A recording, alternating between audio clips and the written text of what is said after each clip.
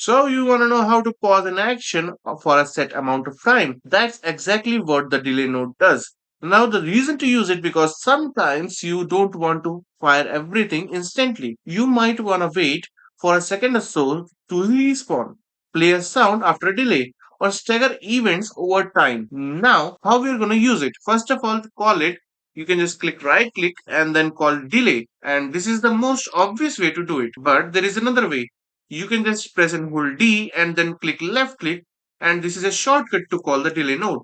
Now, first of all, I'm going to connect the event begin play into it, and then I will set the timer to 5 seconds. So whatever amount you put into here is in seconds. Always remember that.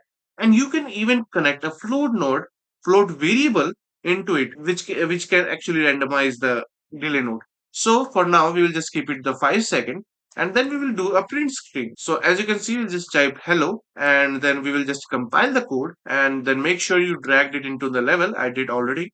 So I will just play it like this, and it won't do anything until the 5 second is completed. And as soon as 5 second is completed, it says hello, as you can see here. So now we will just stop. And one more thing that I want to add into it is like if you keep calling the delay node, it won't print anything until and unless the 5 second is completed. For example, the event tick, which calls every frame. So we will disconnect it, but it will ignore this until the 5 second is completed and it actually printed the hello node. Then it will start again. It will start the timer again.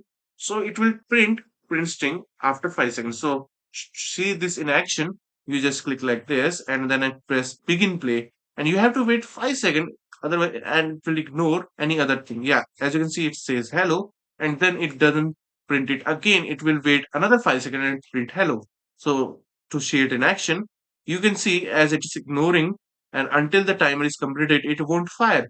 And as soon as it's completed, it's fire the hello pin, the print string, and then it will reset the timer. So you will use the delay node for all sort of things, making countdowns, waiting before triggering effects, spacing out AI attacks, or building simple cutscene timing.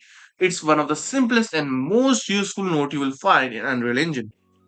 And hey, if you like seeing these nodes in action, check out the game I'm building, Reborn the Evil Being. It's all blueprint under the hood, and the demo is free to play on Steam. Hope that helps, and as always, I hope you have a great day, and I'll see you around.